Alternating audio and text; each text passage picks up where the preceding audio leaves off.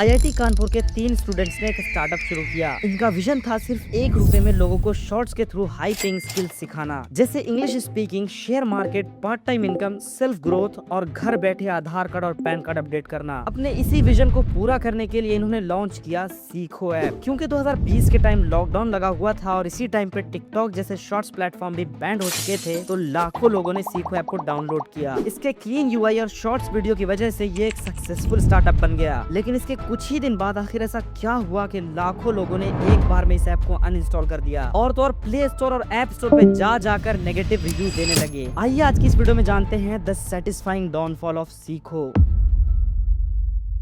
साल 2020 ये कोई साल नहीं बल्कि डिजिटल हिस्ट्री का टर्निंग पॉइंट था। लॉकडाउन लगा हुआ था, लोग घरों में बंद थे, ऑफिस बंद थे, कोचिंग्स बंद थी, लेकिन एक चीज जो उस टाइम भी बंद नहीं था वो था लोगों का मोबाइल फोन। स्क्रीन टाइम घटने की बजाय और बढ़ रहा था। लोगों को नई नई चीजों का शौक चढ़ रहा था। जैसे उनका इंटरेस्ट लॉन्ग कंटेंट से हटकर शॉर्ट कंटेंट की तरफ आ गया था। उसी टाइम सारी चीजें लोगों की हैबिट के हिसाब से चल रही थी, लेकिन फिर एक ऐसा मोमेंट आया जिसने सब कुछ चेंज करके रख दिया। 2020 में टिकटॉक बैंड हो गया। अब सवाल ये था कि आगे क्या होगा, क्योंकि करोड़ों लोगों को शॉर्ट फॉर्म कंटेंट देखने की आदत लग चुकी थी और एक ही दिन में ये आदत खत्म हो गई। लेकिन अगर हम थोड़ा गौर करें तो पता चलेगा कि आदत तो नहीं, पर वो प्लेटफॉर्म ही चला गया था। आदत तो वही थी लोगों की, वही 30 से 60 सेकंड के कंटेंट चाहिए थे उनको। लॉन्ग कंटेंट से उन्हें बोरिंग फील हो रहा था। एक तरफ लोगों में डर बैठ रहा था कि उनको शॉर्ट कंटेंट कहां से मिलेगा, और दूसरी तरफ 3 लोग बैठकर ये चीज नोटिस कर रहे थे कि कैसे लोगों का माइंडसेट बदल गया है। उनमें से एक था रोहित चौधरी, दूसरा था यश बनवानी और तीसरा था कीर्ति अग्रवाल। उनके ब्रेन में उनका विजन बहुत ही क्लियर था। उन्होंने सोचा कि जब लोग 2 से 3 घंटे स्क्रॉलिंग में गुजार सकते हैं तो क्या वो 30 से 60 सेकंड में कोई स्किल नहीं सीख सकते। अब देखो, ये तीनों थे भी आईआईटी कानपुर से ग्रेजुएट, जिसको सुनने के बाद ऑटोमेटिक ये दिमाग में आता है कि ये लोग बहुत ही इंटेलिजेंट होंगे, और था भी कुछ ऐसा ही। उन्होंने एंटरटेनमेंट की जगह एस्पिरेशन को सेंटर में रख दिया। लोगों के दिमाग में ये चीज डाल दी कि तुम आगे कैसे बढ़ोगे, और इसी चीज को उन लोगों ने अपना वेपन बनाया। अब आपको एक चौंकाने वाली बात बताता हूँ कि सीखो ने क्या किया कि दिल्ली और मुंबई जैसे कॉर्पोरेट प्रोफेशनल को टारगेट नहीं किया, बल्कि उन्होंने टियर 2 और टियर 3 के सिटीज के लोगों को टारगेट किया। जैसे वो लोग जो सरकारी नौकरी के लिए अभी इंटरव्यू देने वाले हों, वो लड़का जिसे इंग्लिश बोलने में प्रॉब्लम आ रही हो, और वो लड़की जिसे घर बैठे कुछ पैसे कमाने हों। क्या आपको समझ में आ रहा है कि जो चीज आपको बाहर से दिखाई जा रही है वो रियलिटी में उतनी अच्छी है भी या नहीं? वो आपके स्किल्स को अच्छा नहीं बल्कि अपने मिडिल क्लास ड्रीम को और बेटर बना रहे थे। कंटेंट भी ऐसा चूज किया गया कि इसमें मिडिल क्लास आदमी का फंसना एकदम कंपलसरी था। English speaking, share market basics, online earning idea,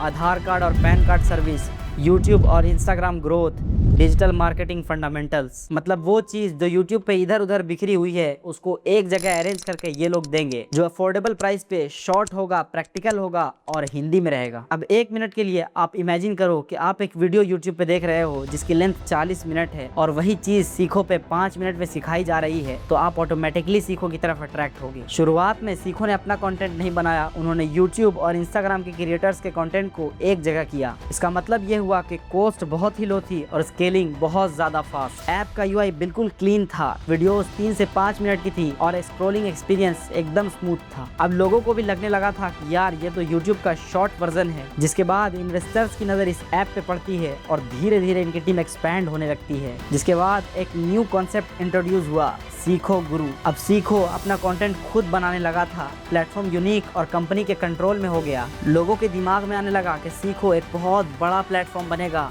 क्योंकि मीडिया पर भी इसके पॉजिटिव रिव्यूज आने लगे थे। इन्वेस्टर्स को भी लगा कि इस पे पैसा लगाना प्रॉफिटेबल हो सकता है। ये सब चीजें बाहर से देखने में ऐसी लग रही थी कि सब कुछ सक्सेसफुल और स्मूथली चल रहा है, लेकिन जो दिखता है वो सच हो ऐसा हमेशा नहीं होता। ओनर्स के दिमाग में ये बात खटक रही थी कि प्लेटफॉर्म जो है वो लोगों को कंटेंट फ्री में दे रहा है, जिससे ये सवाल उठा कि अगर कंपनी सब कुछ फ्री में ही दे देगी तो कंपनी का रेवेन्यू कहां से जनरेट होगा। क्योंकि स्टार्टअप की दुनिया में एक ब्रूटल रूल है, growth without revenue is just a countdown timer. 2 2022 के मिड में जिसका डर था वही हुआ। धीरे धीरे कंपनी के पास पैसे खत्म होने चालू हो गए, इनकम जीरो हो गई और फाउंडर्स की हालत खराब होने लगी। उनके पास दो ही ऑप्शन थे, पहला कि इन्वेस्टर्स से और ज्यादा पैसे इन्वेस्ट करवाएं या दूसरा बिजनेस स्ट्रेटेजी को ही चेंज कर दे। तो कंपनी के लीडर्स ने यह डिसीजन लिया कि जो कंटेंट पहले फ्री था अब उसके पैसे देने पड़ेंगे। प्राइसिंग स्ट्रेटेजी को भी बहुत ज्यादा इंटरेस्टिंग बनाया गया, सिर्फ ₹1 का ट्रायल। अब यहाँ भी आप साइकोलॉजी देखो, RS1 का ट्रायल देखते ही सबसे पहले माइंड में यह आएगा कि इसमें क्या ही रिस्क है, लेकिन यहाँ पे एक और ट्विस्ट है। अगर ट्रायल के साथ ऑटो डेबिट भी मेंशन हो तो इसको ओनर्स जानबूझकर इतना छोटा लिखते हैं कि लोगों की नजर इस पे पड़े ही ना। फाइनली एक पल पहले जो हालत खराब हो रही थी वो एक बिजनेस स्ट्रेटेजी से सही होने लगी। कंपनी ने रेवेन्यू जनरेट करना शुरू कर दिया, लेकिन क्या हर financial solution long term trust solution भी होता है? यहीं से एक प्रॉब्लम शुरू हुई, एकदम स्लोली और क्विकली। इन लोगों ने सबसे बड़ी गलती यहाँ पे की। जैसे ही रेवेन्यू वैलिडेट हुआ, इन लोगों ने मार्केट में हैवी ब्लास्ट करना शुरू कर दिया। हैवी यूट्यूब एड्स रन किए, इन्फ्लुएंस मार्केटिंग की और बोल्ड प्रॉमिस करने लगे, जैसे learn English in 30 days, earn money from home, become confident in 7 days. अब मैं आप लोगों से एक ऑनेस्टली सवाल पूछता हूँ, आप खुद कमेंट में बताओ कि क्या 30 दिन में इंग्लिश एकदम स्मूथली और फ्रीक्वेंटली बोली जा सकती है? यस और नो, आप कमेंट पे खुद बताओ। 2024 और 25 तक नंबर्स तो बहुत अच्छे आ रहे थे, जैसे डाउनलोड मिलियंस में हो गए थे। प्ले स्टोर और ऐप स्टोर पर इनका बहुत स्ट्रॉन्ग प्रेजेंस बन गया था। 2 मिलियन से भी ज्यादा इनके पेड यूजर हो गए थे और कंपनी दावा कर रही थी कि 100 करोड़ का रेवेन्यू जनरेट करेगी। लेकिन ग्राउंड पर तो कुछ और ही चल रहा था। पहले तो लोग एक्साइटमेंट में ज्वाइन कर रहे थे और फिर प्ले स्टोर पे जाकर कुछ ऐसे रिव्यूज दे रहे थे, आप पॉज करके पढ़ लो। ऊपर से देखने में तो ये सब ऐसा लग रहा था कि सब नॉर्मल चल रहा है, लेकिन यूजर्स का एक्सपीरियंस तो कुछ और ही कह रहा था। देखो, इसको स्टेप बाय स्टेप समझो। जैसे यूजर ने ऐड देखा कि सिर्फ ₹1 में शुरू करो, तो उसने अपने अकाउंट से ₹1 पे किए और जब उसका ट्रायल एंड हो गया तो उसके बाद उसके अकाउंट से 199 या 299 ऑटोमेटिकली डेबिट हो गया। अब सवाल ये है कि क्या ये इलीगल है? तो इसका सिंपल आंसर है नहीं। तो प्रॉब्लम कहाँ है? अंडरस्टैंडिंग में। देखो, इंडिया में करोड़ों लोग डिजिटल पेमेंट में नए हैं। ऑटो डेबिट का मतलब क्या होता है ये तक उन्हें नहीं पता है। जैसे कोई बोल रहा है कि सिर्फ ₹1 पे करना है तो उन्हें लगता है कि सिर्फ एक ही बार ₹1 पे करना है, लेकिन बैकग्राउंड में ऑटो डेबिट ऑन हो जाता है और उन्हें पता तक नहीं चलता। वो एक इनविजिबल लेयर है जिसको ज्यादातर लोग नोटिस तक नहीं करते। और फिर जब उनका 7 दिन या फिर 1 महीने का ट्रायल खत्म हो जाता है तो उनके अकाउंट से 149 या 299 ऑटोमेटिक डेबिट हो जाता है और फिर उनको शॉक लगता है कि ये पैसा आखिर क्यों कटे। देखो, इंडिया में ऐसा है कि रिक्यूरिंग पेमेंट मतलब ऑटो डेबिट वो RBI की गाइडलाइंस के अंदर आता है, जिससे कंपनी को ये मौका मिल जाता है कि वो साफ साफ मना कर देते हैं कि यूजर ने तो परमिशन दी थी। लेकिन जो यूजर्स इस पे सवाल उठा रहे हैं वो ये कह रहे हैं कि ₹1 का ट्रायल तो बहुत बोल्ड लेटर में लिखा हुआ था और जो ऑटो डेबिट था वो बहुत छोटे लेटर में लिखा हुआ था। आप सोचिए जरा कि एक जगह बोल्ड RS1 ट्रायल लिखा हुआ है एंड रिन्यूएबल डिटेल्स बहुत छोटे फॉन्ट में लिखे हुए हैं, तो आपका अटेंशन किस पे जाएगा? जाहिर सी बात है, ₹1 पे। जैसा कि मैंने आपको बताया कि इंडिया में डिजिटल पेमेंट में लोग नए हैं, तो वो क्या करते हैं कि ऐप को डायरेक्ट अनइंस्टॉल कर देते हैं और सोचते हैं कि अब पैसे नहीं कटेंगे। गलत। जब तक आप ऑटो पे कैंसिल नहीं करते हैं तब तक हर महीने आपके अकाउंट से पेमेंट डेबिट होती रहेगी। इमेजिन करो एक स्टूडेंट जिसने इंग्लिश सीखने के लिए ₹1 के ट्रायल से शुरू किया और फिर कुछ दिन बाद किसी भी वजह से उसने ऐप को अनइंस्टॉल कर दिया और फिर 2 महीने बाद उसको पता चलता है कि उसके अकाउंट से ₹398 कट हो चुके हैं। उस मोमेंट पे वो आपके टेक्निकल एक्सप्लेनेशन थोड़ी ना सुनेगा। उसके लिए तो सिंपल है कि आपने पैसे काटे ही क्यों,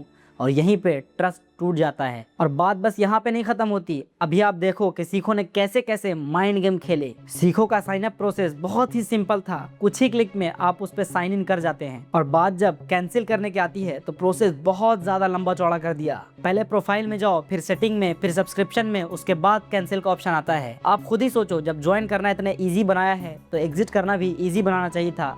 लेकिन कई यूजर्स ने रिपोर्ट किया कि उन्हें कैंसिलेशन बटन ढूंढने में बहुत ज्यादा प्रॉब्लम हो रही है। ये जो इम्बैलेंस होता है इसे यूएक्स वर्ल्ड में एक टर्म दिया जाता है, डार्क पैटर्न। मतलब ऐसा डिजाइन चूज करो जो साइन अप करने में तो बहुत इजी हो लेकिन एग्जिट करने में बहुत सारे प्रॉब्लम्स आए। अब मान लो कि एग्जिट करने में या ऑटो पे कैंसिल करने में बहुत ज्यादा प्रॉब्लम आ रही है, तो आदमी सोच सकता है कि एक टाइम के लिए ऐप को डिजाइन करने में कोई प्रॉब्लम आ गई होगी। लेकिन यहाँ पे सवाल आता है कि जो आपने बड़े बड़े प्रॉमिस किए थे, जैसे learn English in 30 days, become confident in 7 days, earn money from home, लेकिन जब यूजर कंटेंट देखता है तो वही सेम स्क्रिप्ट रिपीट हो रही थी। वही कंटेंट जो यूट्यूब पे फ्री में अवेलेबल था पैसे देकर दिया जा रहा था। क्रिएटर का मोटिवेशनल टोन बहुत ज्यादा था, लेकिन डीप लर्निंग एकदम कम। मार्केट में सिर्फ ओवर प्रॉमिस किया जा रहा था। कोई आधार कार्ड पैन कार्ड अपडेट नहीं हो रहा था, सिर्फ आधार पैन के अपडेट की वीडियोस थी, और वो भी शॉर्ट्स में। आप खुद समझ सकते हो कि यहाँ पे किस लेवल का स्कैम हो रहा था। अब यहाँ पर साइकोलॉजिकल गैप क्रिएट होता है। आप जैसे ही 199 पे करते हो तो एक्सपेक्टेशन ऑटोमेटिक हाई हो जाती है। सेम चीज अगर फ्री में मिलती तो ठीक था, लेकिन वही चीज आप पैसे दो और क्वालिटी मिले एकदम चीप, तो कौन बर्दाश्त करेगा। अब यहाँ पे लोगों के माइंड में दो तरह की बातें चल रही थी। पहला कि पैसे ऑटोमेटिक डेबिट हो जा रहे थे, और दूसरा पैसा काटा तो काटा, कंटेंट भी एकदम चीप क्वालिटी का दे रहे थे। तो यूजर्स ने सोचा कि चलो पैसे रिफंड ले लेते हैं, और अब यहीं पे शुरू होता है एक और गेम। कुछ लोगों के तो पैसे फॉर्मेलिटी के तौर पे रिफंड आ गए, लेकिन बहुत ह्यूज अमाउंट ऑफ ऑडियंस के पैसे रिफंड नहीं हुए। अब यहाँ पे लोगों का फ्रस्ट्रेशन एकदम अपने पीक पे आ गया कि पूरा सिस्टम ही बेकार है। अगर कोई सीखो का मेंबर ये वीडियो देख रहा है तो मैं उससे कहना चाहूंगा कि वो लोग जिन लोगों ने आपको 199 पे किए, वो लोग बहुत ज़्यादा अमीर नहीं थे, वो लोअर मिडिल क्लास से आते थे। उन लोगों की एक्सपेक्टेशन थी कि वो पैसे पे करके कुछ स्किल सीखेंगे, उससे पैसे कमाएंगे, और ये 199 जो उन्होंने पे किया था ये उनके लिए कोई छोटा अमाउंट नहीं था। जब आपने प्रॉमिस किया है तो उसको पूरा करो, वरना प्रॉमिस मत करो। फिर वही हुआ जो होना चाहिए था। लोगों ने प्ले स्टोर और ऐप स्टोर पे जा जाकर नेगेटिव रिव्यूज देना शुरू कर दिया। ट्विटर और यूट्यूब और इंस्टाग्राम पर वीडियोस आने लगी, और जब सोशल मीडिया पर नेगेटिव रिव्यूज आने लगते हैं तो कंपनी चाहे जितना भी ग्रोथ कर ले, वो उस कंट्रोवर्सी के नीचे दब के रह जाती है। चलो हटाओ सब चीजें, हम एक मिनट के लिए फाउंडर की नजर से देखते हैं। फाउंडर ने इन्वेस्टर से करोड़ों लगवा लिए। अब कंपनी में ऑफिस, मार्केट और एम्प्लॉय सब पर पैसा लग रहा था। अब हर 3 महीने में इन्वेस्टर्स फाउंडर से बहुत इंपॉर्टेंट सवाल पूछते हैं, कितने लोग पेड कस्टमर बने, हर महीने आने वाली इनकम कितनी बढ़ी, जो यूजर्स ऐप को यूज कर रहे हैं वो यूज कर रहे हैं या फिर छोड़ दिया। देखो, स्टार्टअप की दुनिया में एक बहुत कड़वा सच है कि अगर कंपनी स्लोली ग्रोथ करे तो इन्वेस्टर्स का भरोसा उड़ जाता है। ये हमने फाउंडर्स की नजर सोचा था, ठीक है। 2025 और 26 में तो इनका ये हाल हो गया था कि इनको हर जगह क्रिटिसाइज किया जा रहा था। इंस्टाग्राम पे लोगों ने ट्रेंड चला दिया कि ये एक फेक ऐप है, और प्ले स्टोर पे जाकर 1 की रेटिंग दे दी कि स्कैम है। और जब लोगों का ट्रस्ट टूट जाता है ना, तो आपके चाहे मिलियंस ऑफ डाउनलोड हो, सब बेकार हो जाते हैं। आपने प्रॉमिस तो बहुत बड़े बड़े किए, लेकिन जब उन प्रॉमिस को पूरा करने का टाइम आया तो आप भाग गए। जब आप लोगों को सपने दिखा रहे हो तो उस सपने को पूरा भी करो, वरना फिर सपने मत दिखाओ यार। तो दोस्तों, ये था द सैटिस्फाइंग डाउनफॉल ऑफ सीखो। उम्मीद करता हूँ आपको ये वीडियो अच्छी लगी होगी। अगर अच्छी लगी है तो मैं सजेस्ट करूंगा कि आप इस वीडियो को देखें। मैं मिलता हूँ आपसे वहीं, तब तक के लिए जय हिंद।